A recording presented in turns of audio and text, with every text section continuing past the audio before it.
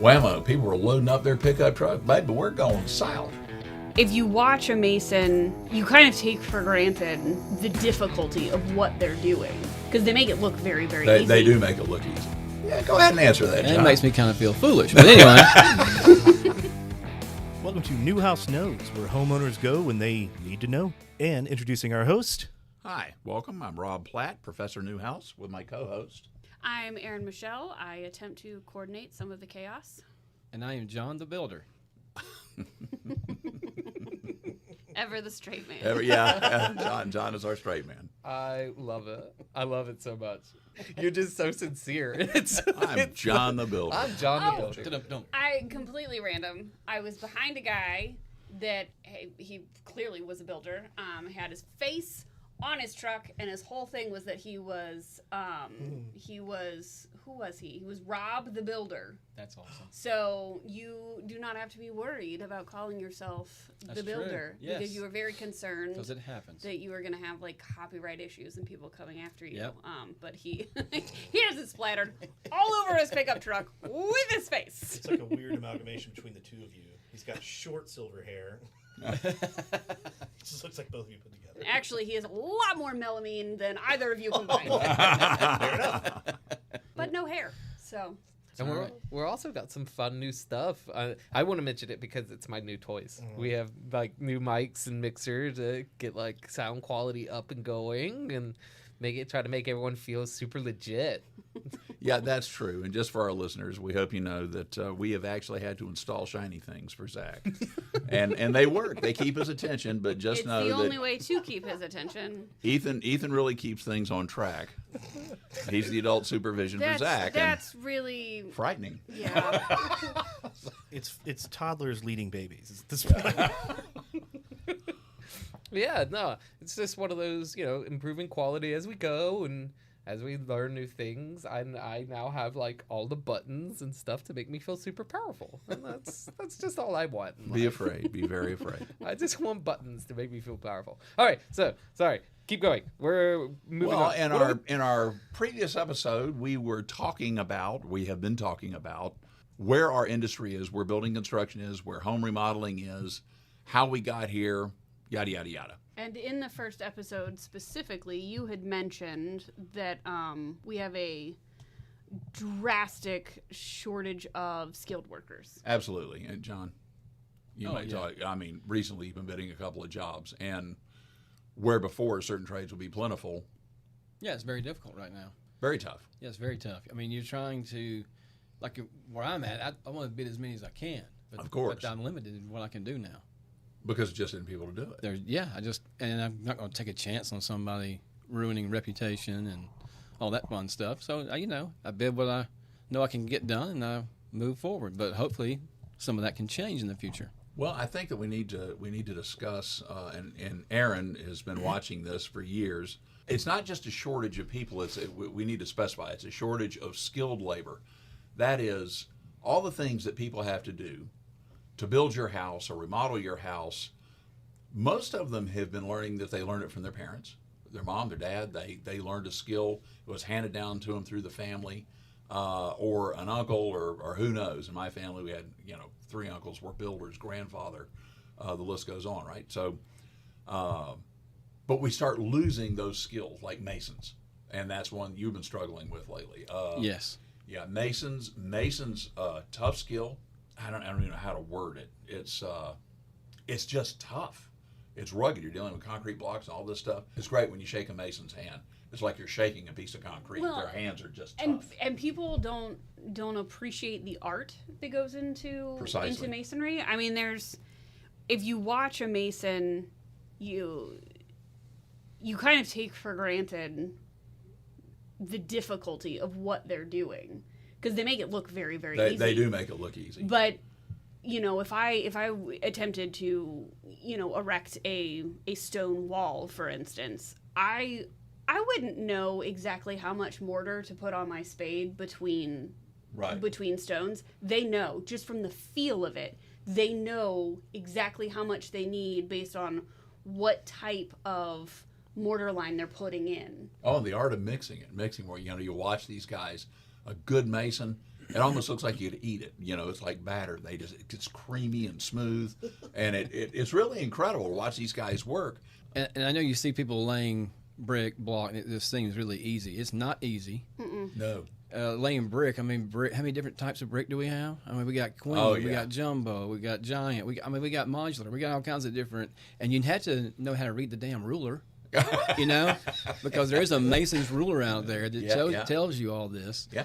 And then God forbid if it was somehow built a little longer, then maybe it should be a little shorter. Then you got to figure out, how do I open up on the joints enough to make it work right, or close in enough to make it work right. Did the designer pay attention? Because you know the old rules. Yep. We won't bore you with all this stuff, folks, but there is. I mean, it's amazing, the subtleties, dimensions. They have to be certain sizes for it to work out for the mason, and because the more they have to whack bricks or cut them and make them fit, the higher the cost. Yes, more labor. More labor, everything. Labor. And unfortunately, due to a number of things, COVID, the big crash in 2008. Natural disasters. 50 other things, people moving around. We have lost a bunch of these significant trades, specifically masons, carpenters, because masons cover concrete block, they cover brick, stone. And then you got stone masons who specialize because they're, the way God made them, they're very random. God didn't make them square, right? And carpenters. And carpenters are really hard to come by. Good carpenters. Yes. Got people that know how to cut wood. So on a job recently, you and I have been talking. You actually called me and we're freaking a little bit because this particular job, one of the masons you were working with, it was actually over their head. Yes. Yeah. It was over their head, yeah. That's the challenge right now. I mean, I don't have a good, solid mason that I depend on for every job. Right. I have to find one. You got to go out and hunt. I got to go out and hunt and hope, to the good Lord that he does a good job and does good work. Of course, I try to look at some of the work they've done, but you don't know if it's the same masons on this crew or not. Yep. You look at it and you go, looks great, but then he may have a whole different crew and he comes out and it looks like crap. So, well, why do you guys think that it's so hard to find good people? Like, where did the skill go? They went on to find jobs that could pay them better. That weren't so hard to do. When I was growing up, middle-class neighborhood, decent neighborhood. It wasn't flashy. It was just a nice middle-class neighborhood. And we had a carpenter lived on the same street, and he earned a decent living. And he didn't have the freedoms that we had. My father was more successful. He was an entrepreneur. But he had a house as nice as ours. He was able to take his kids out for pizza once a month, go to a movie, couple ball games, every season, that sort of thing. Now, and we saw this, from about 2000 to almost 2018, I don't think a mason's framer's wages changed. No. They didn't move. How can that happen? Back when I was building in the 90s, I was paying $18 an hour to a framer. That's what they're making now. And they need to be making a lot more. And on the average, trades don't work for builders anymore. They're independent. The builder has to go out and subcontract the framer. So they're getting the money that they have to eat on and take care of their family and whatnot. And then they have to pay for their trucks and their insurance and their gas and all that stuff. And after a while, some of them just can't make it. Then we get a natural disaster, which we had 2 or 3 hit Florida and Alabama, that were huge. Insurance companies pop out of the woodwork and say, oh my God, millions, billions in Florida's case, rush into an area, and we will see all of the framers, carpenters, and masons. They'll disappear like that. They will pack up and they will move to Florida, and they can stay down there 2-3 years. Because it's not only good money, but it's steady money. Very steady. When it's insurance money like that, it doesn't have the same feast or famine that a typical construction economy has. It's much more predictable. So they're going to go follow the predictable economy because it's easier to feed your family when money's coming in at a consistent rate. I don't know if you experienced this, John. I mean, have you got any instances where you can recall hurricane hits Florida, suddenly there's a vacuum and people disappear, plumbers, yes, all kinds of trades. Absolutely. Every time it happens, they disappear. Yeah. And then you're trying to figure out how do I, keep my schedule, because you got to just beg and plead someone to come out of the woodwork and help you out that actually knows how to do what they were doing, and that makes it very difficult. Well, the scary thing is that when we go out now and we look for these people, We used to look for the most skilled of the bunch. Now you look at anybody that can fog a mirror and has, has insurance and whatnot that they need. So John, when it comes to being a builder, you've got to find all these people, right? Yeah. You're subcontracting out to all these people. How do you even know that they're? I know we were talking about finding skilled people. How do you even know that they're good? Like, I mean, if they're migratory like this, I mean, seriously, that's one of the great challenges. This is why I don't do it anymore, and he's sitting in that chair. This really makes me feel good. Yeah, go ahead and answer that, John. It makes me kind of feel foolish. But anyway, but since I guess I'll just be that guy. Well, no, you're younger than me. You're still hopeful. I mean, the fact that you're friends with us should be the first reason you feel foolish. Everything from there on out is just gravy. No, it's a horrible challenge because, like I say, you want to see the work they've done, and you don't always get to do that. So it's kind of like a wing and a prayer. You're just, you're really hopeful. And the sad part is when you get into it, you're going to know pretty quick if they have the skill or not. And unfortunately, you may have to make a sudden change midstream, and that's really hard, especially when you have contracts involved. That's really difficult. So I guess it's also finding a good builder who knows when people are good Yeah. at what they do. Well, and that brings us back to a point we made in a previous episode. I've said there are builders and there's contractors. John's a builder. A builder does know the difference, and a builder knows if you've, we make the jokes, and you're hearing all of our dark secrets, folks, but it's the truth. We have a tendency to call certain people hammer mechanics. Yeah. They're not carpenters. They're hammer mechanics. I know a carpenter.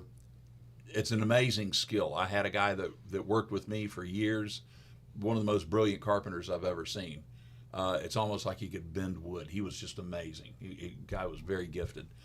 And it takes years to learn how to use various tools and how to manipulate the wood and what wood will do and all these things.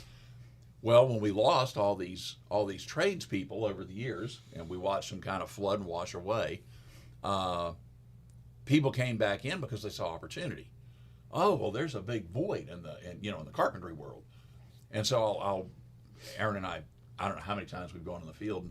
And, how long you been a carpenter? Well, I've been building decks for 2 summers. What the hell? A deck is not carpentry. A deck is a deck. It's a big wood floor, and that's it. It has. I built a ramp for my child's monster truck cars when he was 3, and now he eats all of his dinners off of it. So it is constructed very well. It has lasted us 4 years. So you can build a house. I was going to say, so I'm a carpenter, right? Yeah, Aaron's a carpenter. It's And I built handrails. Yes, you did. So here you go, John. I'm a carpenter. Skilled. There you go. I have my own tool belt as well. She does. Well, see, that's a big step in the right And direction. my own skill saw. Yeah, I'm proud to that's say huge. I have one of the few daughters in the world that says, "Dad, can I get a new circular saw for Christmas?" And That's great. That is a warm, fuzzy feeling. And I'm happy not to have to worry about fixing anything in the house. And that is very cool. So we're getting to the crux of the matter. We've had this drain of skilled labor in the industry for many, many reasons. They can't afford to stay in because wages aren't high enough. They follow work because of natural disasters, which are picking up more and more and more. They're actually coming up with a new category for hurricane. They're going to a category 6, over 197 mile an hour winds. Holy cow. They said it will be very rare, but we feel now that we need the category. When these storms come through, and we saw this in the last little one, and we call it a little one, but the one that hit the West Coast, a year or 2 ago? We were filming down there. I think it was 2 years Was ago. it 2 years ago? It was amazing. You could see the houses that were built by newer, more contemporary code. Mm-hmm. And you could see the houses that were built by codes that were just 15, 20, 30 years old.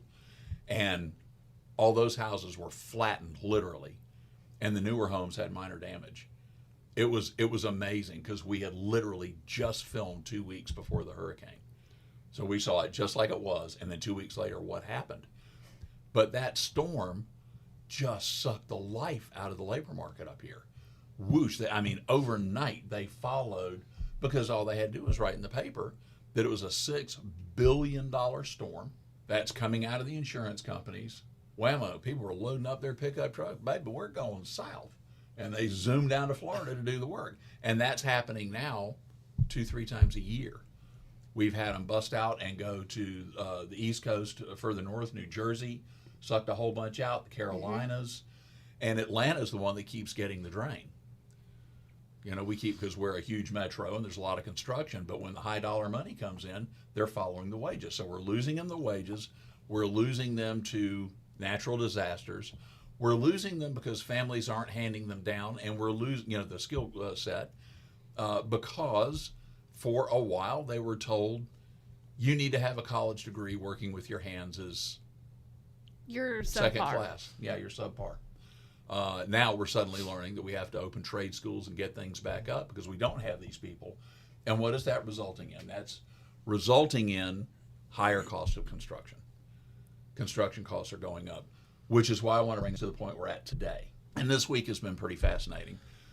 We've watched Congress, as it was, which is a room full of people that do nothing right now. And that's on both sides of the aisle. You can be apolitical on this one. Screaming They about all suck. what are we going to do with the border? You know, we can't have people flooding over the border. And I agree, we can't have people flooding over the border. But we have seen since COVID, when we basically cleaved the workforce that was coming in naturally, that had been flowing in, the first guys that got hit really bad were agriculture. Food prices started going up. Crops were dying in the field because we didn't have migrant harvesters to come in and harvest the crops. And that's huge. Now, let's look at construction. One thing over the years that has been amazing, and I've worked with Brazilians, Argentinians, Mexicans. When I was building, I had one crew, Argentinian framing crew. They were fantastic. They were fantastic. They did some very complicated work. And over, you know, the years, I got to know these guys. They were all bankers. Their economy had collapsed, and they were suffering from severe inflation and problems. And they said, we're going to go to the States. We've got to get work. And although they were degreed bankers, you know, in finance, they knew carpentry. And they came up here, and they used to tell me stories. Yeah, we used to go to a big building, and we wore suits, and you know. And now we're proud to say we do this as well as we did that. And so they came up here bringing a craft that was in their family, that was in their lineage, right? Not anymore. We've stopped them. Yep. Working with the Mexicans, I was amazed how industrious they are. Things they do that are so simple. That you know, we make complicated. They come up with nifty little devices. They're ingenious, and they're incredible. I had this one guy, roofers. You know how much a bundle of shingles weighs. Oh yeah. They're not light. No. There is, and you know, we use something called an elevator, a laddervator, right? Yeah. And it's a gizmo you put on a ladder, folks. You lean a ladder up against a building, and you put this gizmo on it, and it's got a motor, and you can stack a bunch of shingles and push a button, and it'll drive up to the top like a little elevator. They don't use those. They Sling them over their they shoulders. sling them over their shoulders, 3 bundles of these things, and walk up the ladder like they're walking across the street. Mm-hmm. That's how I knew that I had been in tile retail for too long. Yeah. Because when I was in tile retail, I worked for a company that we specialized in oversized tiles. So we did like 13 by 40 size tiles. These are inches that I'm speaking in, 15 inches by 30 inches. So just really big tiles. And I would carry them to my clients, and I would carry like 2 or 3 tiles at a time. And I, you know, had to wear office wear. So I wore heels and pencil skirts, and, you know, I tried to look like a female. And there was one day that I was doing something, and I was talking to one of my coworkers, and I'm in my heels and my pencil skirt, and I've got three tiles, and I had them kind of tilted down, and I kicked one end of it and slung them over my shoulder and started walking out of the showroom. And I was like, I've been doing this for too long. Yeah. Yep. I am now like slinging tiles around like they're, you know, sheets. This is a problem. However, we have, you know, it started with agriculture, which is still suffering, and we have a huge shortage of people to harvest crops and get crops to processing. And now our industry went from a shortage of 1 million skilled laborers to about 2 million skilled laborers. And a lot of these people that are coming across the border are skilled masons. We get a lot of masonry in Latin America, South America. There's way more masonry and concrete there. They do very little wood framing. So we get masons that can come in and they're ready to go. They know what they're doing. They need some guidance. They need some help with the language. They may need some help reading plans that aren't metric, that sort of thing. But the bottom line is they know how to do this. We don't have to train them, and we're in desperate need of lots of them. However, you just mentioned that the key kind of issue is they do need some guidance. The carpenters that are coming across the border or the masons that are coming across the border, and our system of the people that we are allowing in. I mean, our system is so messed up regardless. Oh, you did good there. You saw the struggle on the face, I was, didn't I you? was, I was waiting on it. It was It was about. I was about ready to It make a was- note of where to make the cut. I was like, all right, at cue marker. it was really hard, and I appreciate that you saw the effort. But no, it is really messed up. But there are things that we could do if we started. I mean, we were talking about this the other day. If we started with some of the bills that they are proposing now of siphoning off how many individuals we allow in and kind of shortening the process. Thank you.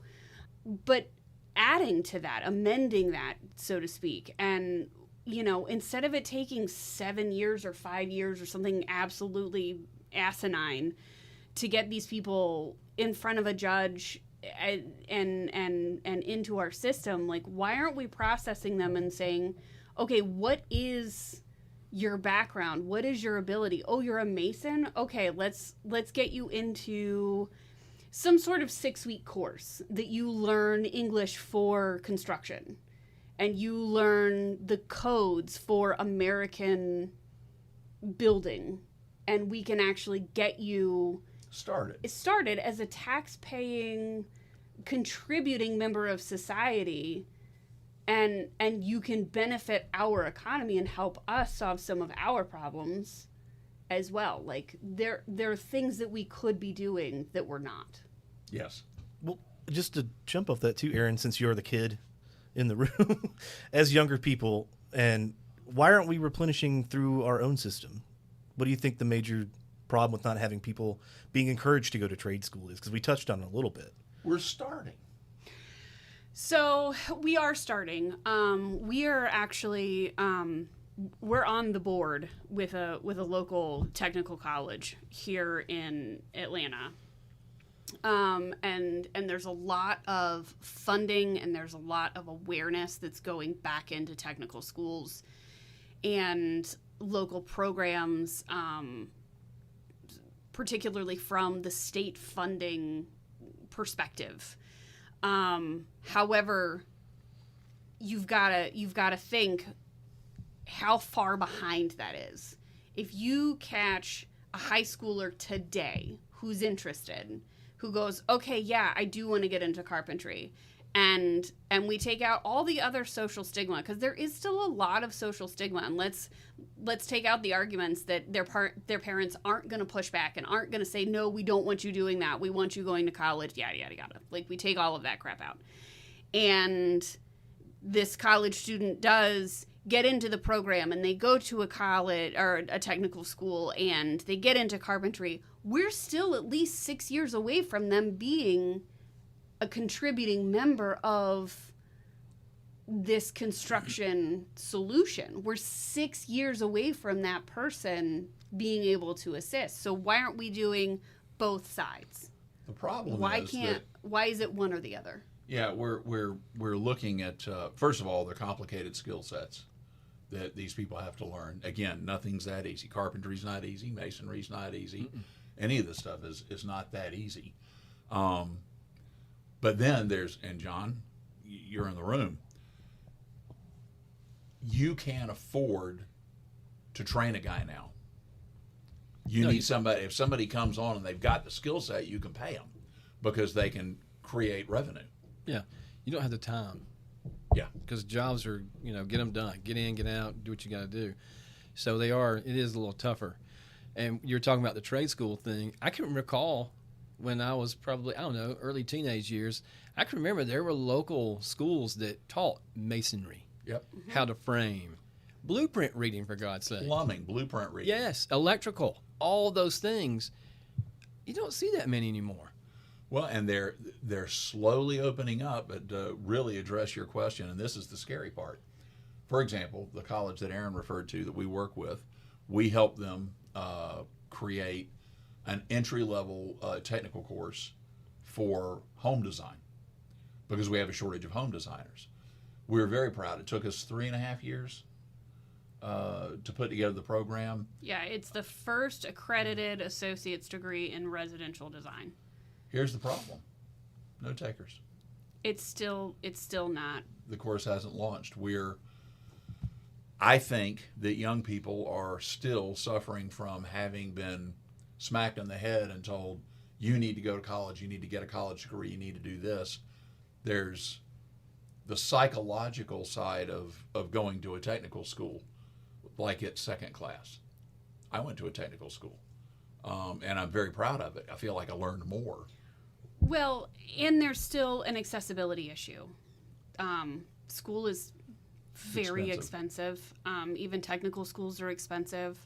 A lot of people are, having to go and become working professionals and skip school altogether because they can't afford to go. They can't afford to go to technical school. They can't afford to go to a certificate program.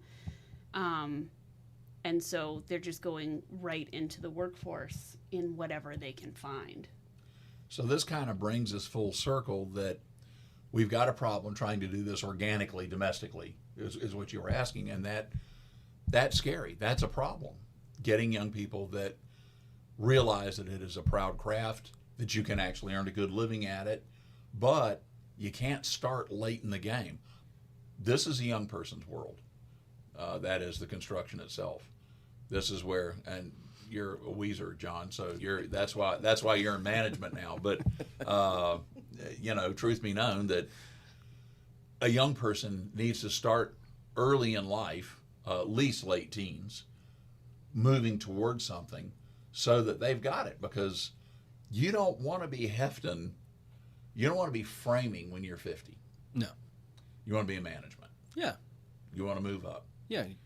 And so natural progression. They need to start early. They need to start early, and getting them to start early is tough. Well, John, did you have a focus when you started? A specific? My dad was kind enough to make them all my focus. I learned how to frame. I learned how to lay. I know how to lay block, brick. I know how to do all that stuff because he told me, he said, the only way you're ever going to learn to be a true estimator is to actually physically go out and do the work and understand what the materials cost and how long it takes you to actually put them in place. And I hated him for it when I was younger, and now I love him for it dearly. So, I felt the same way when I had to help build stairs because I was told that if I was going to draft stairs, I needed to know what I was drafting. That's precisely it. Yeah, and I now appreciate that knowledge, but go. at the time, I was a little curmudgeon-y about it. Oh, I was very pissy. To put it lightly, I was. But but I realized, okay, you're actually learning something. You can take this skill out there, and you don't have to depend on mom and dad. You can go build something, make money doing it, and yay, good for you. So I cherish it now, but I was not a fan. And so everybody's got to be wondering, why the hell are you talking about this crap to us? Because it matters, because this is what's affecting the cost of your houses. Yes. This is why costs are going up. We have fewer masons to choose from, and they're demanding a fair wage, and we have to weed through and find the ones that are skilled enough to do the quality of work that we need done. And unfortunately, and this is something that we haven't touched on, because of the vacuum that has been created, because of this shortage, because of the market that is there, there's also now the ripe set of circumstances for price gouging. There is. And it's not all subcontractors are doing it, but because I'm going to use plumbers as an example, because there is a shortage of plumbers. You have some that are coming in and they're when they used to charge what, $300 a fixture, Yeah. they're now charging $1,000 a fixture. Yes. Or $1,500 a fixture. Yes. And they're doing that because they know that you're not going to be able to find somebody else to bid the project because everybody else is booked up on work because there's such a shortage. And they know that you are a captive audience. It's difficult. We find ourselves in the industry.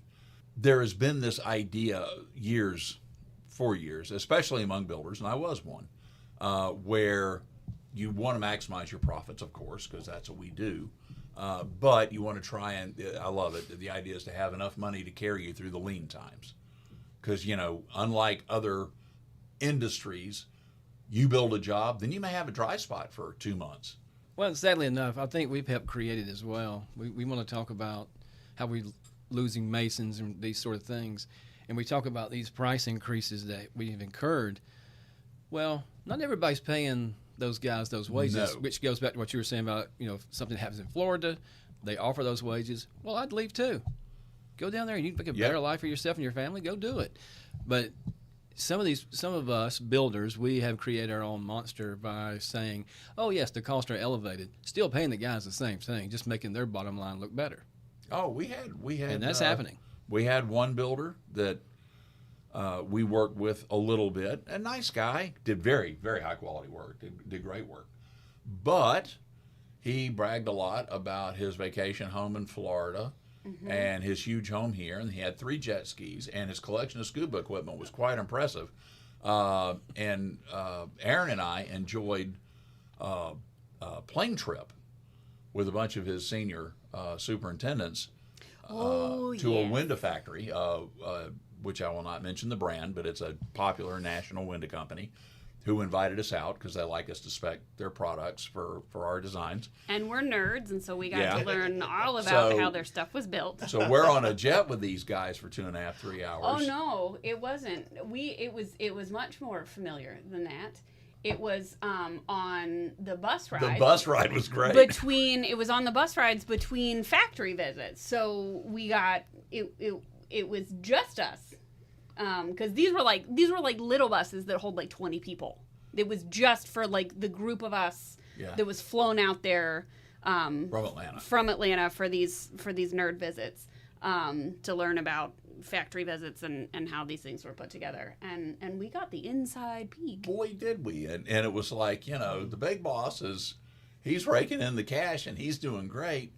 And we're making just a little too much money to go out looking for another job. We have no free time to go look for another job, and our spouse would kill us if we quit. We're and they were in this terrible conundrum.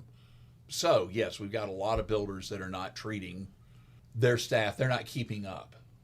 My belief always was that I want my guys to make a decent wage, so I got their attention. They're doing good quality work. I don't have to worry that they're rushing or cutting corners or anything else.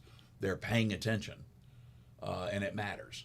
Well, I want them to be able to ask their friends who are doing the same thing, and they say, so you work for XYZ company, what are you making? And they hear that and they go, oh crap, I'm staying where I'm at. Yeah. I want them to have that comfort level to understand they are making a fair wage and, so they can live and provide for their families. So getting back to the here and now, where we are here and now is construction is coming back very fast. We're seeing it spike. We're seeing a lot of construction projects come up, mostly upper middle income homes that we're seeing. We still have the same shortage of labor. We still have a lot of the same wage problems. We still have people being vacuumed out because of natural disasters recently, floods and everything else. So what do we do? And we were talking about this thing at the border, and that's why I wanted to talk this week. Congress needs to wake up and smell the coffee. It's more than regulating how many people come over and, how do we give them a path to citizenship and how long are they going to be in the country? I mean, they're literally, some of these people, when they finally make it through the gauntlet, they're basically sent out into the world and said, okay, do your best. You're hearing for residency or a green card is 5 years out. Which is ridiculous. You know, and let me digress for a second. Many years ago, literally when I started, 40-some years ago. Yes, I'm old. I worked with a company in Jacksonville, Florida that was an incredible company. You've heard about modular construction, and I won't go into that now. That's going to be another episode. But Or 6. yeah, we were working. We were doing modular construction, and we were building in Jacksonville, Florida, and we were shipping buildings and huge sections to Saudi Arabia. The Saudi Arabians didn't have any blue collar labor. Whenever they did a big project, they would put an ad out nationally, globally actually, and carpenters would come in. Carpenters would come from the Philippines. Masons would come from Italy. They all knew this. They were used to this. They'd come, and they built tent cities. Back then, cars were shipped in crates, so the crates would be at the docks. So when all the laborers came in on ships and planes and all the ways they got there for these huge projects, they would go to the docks. They get an auto crate. They'd go out in the desert, and they'd build these huge camps of auto crates, and they live in the auto crates, and they do the jobs, and they'd send the money home because the money was good, and then they'd pack up and they'd go back to their origin country. Well, the point of the story is, and it's fascinating, when we started working there, the Saudis said, this is absurd. Let's start building dormitories for not this project, for all projects.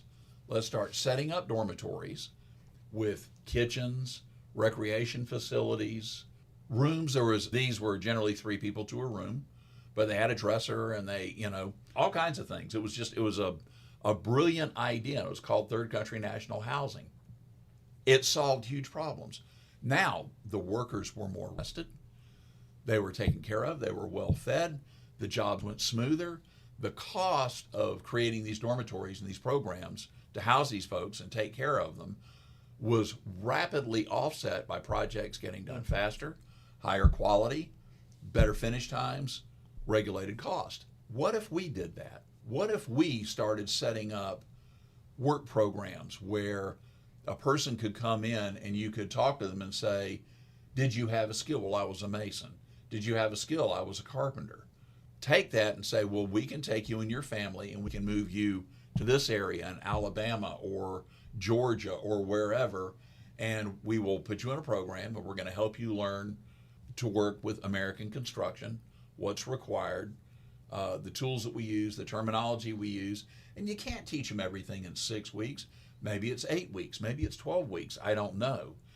But the time you invest, you could put a person who wants to be here making a decent wage, because that would have to be the thing. If you get a person out of the program, John, if you got somebody out of the program, you'd have to start your framer at 18, 20, 25, whatever it happens to be, an hour, but you're getting a skilled person. Yes. And they're not being paid under the table. They're being paid legally, which means taxes are being taken out. They're basically paying back into the system and back into the economy.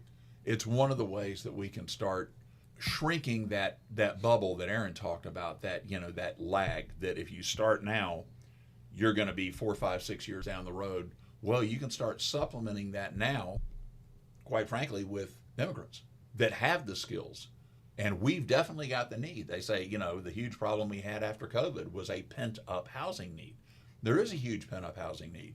The answer right now to solving that pent-up housing need has been, at least around here, to build hundreds, frankly, thousands of apartment units that are, the cost is obscenely high because of the high cost of labor and the high cost of materials and all the other crap.